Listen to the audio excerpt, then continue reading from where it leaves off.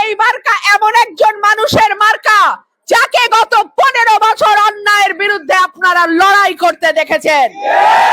হাঁস মার্কা হলো সেই মার্কা, যখন আপনাদের ভোট চুরি হয়ে গেছে, হাঁস মার্কায় প্রার্থী তিনি একা হয়েও দাঁড়ায় সংসদে প্রতিবাদ করেছে। হাঁস মার্কা হলো সেই মার্কা, 55 বছর আপনারা ভোট দিয়েছেন ঠিকই, কিন্তু এলাকার কোনো পরিবর্তন হয় নাই। হাঁস মার্কা হলো সেই পরিবর্তনের সূচনার মার্কা। হাঁস মার্কা সাধারণ মানুষের মার্কা।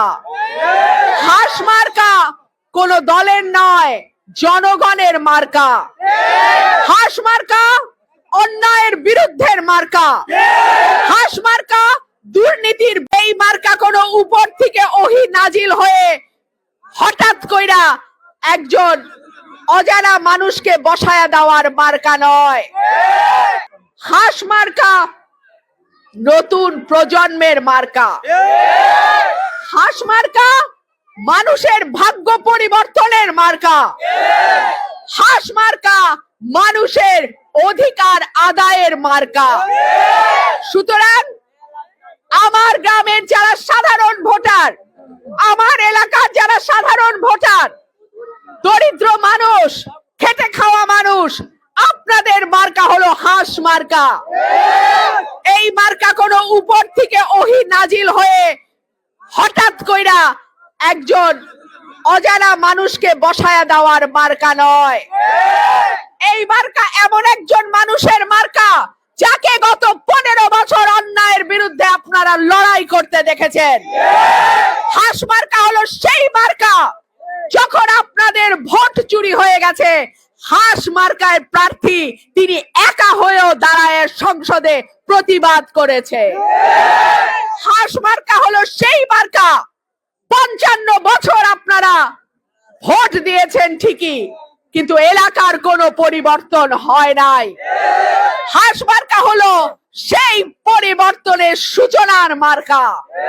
সুতরাং আপনার নিজের অস্তিত্বের প্রশ্নে, আপনার এলাকার উন্নয়নের স্বার্থে, আপনার পরিবারের নিরাপত্তার স্বার্থে আপনাদের মার্কা হাঁস মার্কা, সবার পছন্দের হাঁস মার্কা। 3300 ভোট এই গ্রামের আছে।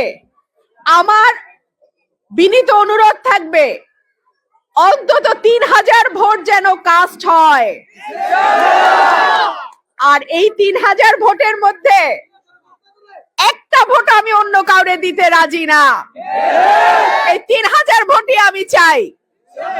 এই 3000 ভোটই হবে হাঁস মার্কায় ভোট। কেন? কারণ হাঁস মার্কা গণতন্ত্রের মার্কা। হাঁস মার্কা উন্নয়নের মার্কা। হাঁস মার্কা সমৃদ্ধির মার্কা। হাঁস মার্কা সাধারণ মানুষের মার্কা। হাঁস মার্কা কোন দলের নয়, জনগণের মার্কা। হাঁস মার্কা অন্যায়ের বিরুদ্ধের মার্কা। হাঁস মার্কা দুর্নীতির বিরুদ্ধের মার্কা।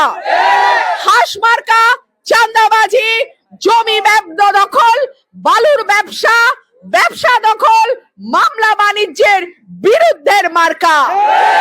হাঁস মার্কা সাধারণ ভোটারের মার্কা। সেই কারণে এই গ্রামে যদি 3000 ভোট কাস্ট হয়, আমি আপনাদের কাছে 3000 ভোটই চাই।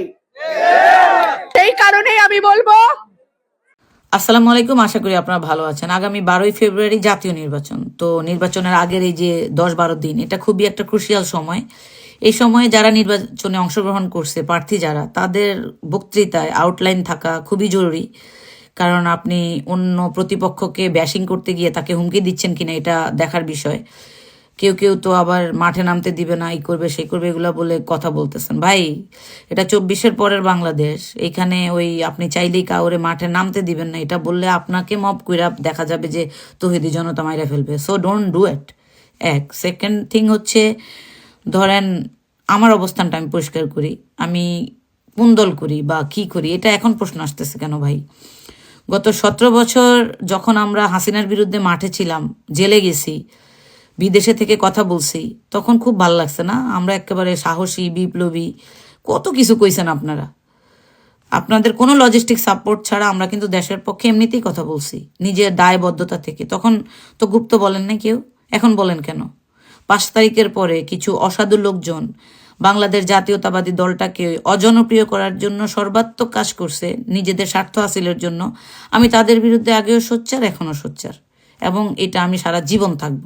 তার মানে এই না যে আমি বাংলাদেশ জাতীয়তাবাদী দলকে আফল করি না। তো এই দলের যারা যোগ্য প্রার্থী, মজলুম নেতা, যারা গত 17 বছর হাসিনার দুঃশাসনের শিকার, তাদেরকে ভোট দিবেন আপনারা, এটা আমি প্রত্যাশা করি। একই সাথে জামাত ইসলামের যারা মজলুম নেতা, তাদের অনেক নেতাকর্মী বাংলাদেশে গুপ্ত থাকতে হয়েছে, ইট ওয়াজ তাদের প্রয়োজন, বেঁচে থেকে রাজনীতি করার চেষ্টা করছে তারা। তো তাদেরকেও আপনারা ভোট দিবেন, যারা ইসলামের পক্ষে কথা বলতে পারে। আর মজলুম নেতা মামুনুল হক সহ যারা নির্বাচন করছেন, তাদের প্রতিও আমার শ্রদ্ধা, সমর্থন, সবকিছু, মানে আমাদের যে লজিস্টিক সাপোর্টটা তাদের যতটুকু যে জায়গা থেকে দেওয়া দরকার আমরা দিব। কারণ হচ্ছে আমরা শাপলা চত্বর দেখছি, আমরা চট্টগ্রামে মোদিকে আশা কেন্দ্র করে মানুষ খুন দেখছি, বাংলাদেশে ইসলাম অবমাননা দেখছি, শাহবাগে নবীজি কার্টুন বানাইতে দেখছি। সো বাংলাদেশে ইসলামী দলগুলোকে আমি সম্মান করি, এবং বাংলাদেশি জাতীয়তাবাদ এবং ইসলামী মূল্যবোধ মিলেই হবে আগামী সংসদ। একই সাথে জুলাই যোদ্ধা, এই জুলাই যোদ্ধাদের মধ্যে হাসনাত, নাহিদ, সার্জিস বা আরও যারা আছে, তাদের মধ্যে যোগ্য যে প্রার্থীগুলা, তাদেরকে আপনারা ভোট দিবেন। কারণ এই তরুণ প্রজন্মের ছেলেগুলার কারণেই, সামনে থাকার কারণেই, মৃত্যুর পয়গাম মাথায় নিয়ে তারা মাঠে ছিল।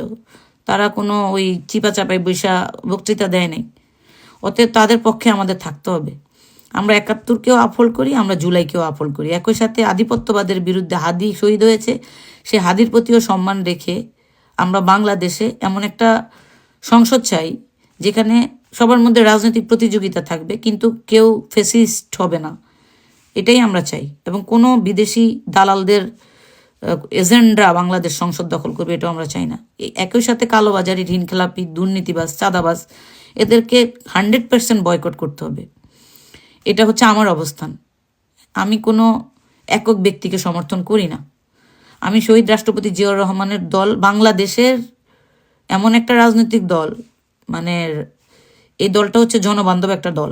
এই দলকে যারা আজকে হাসির খোরাক বানাইছে, তাদের বিচারও হবে।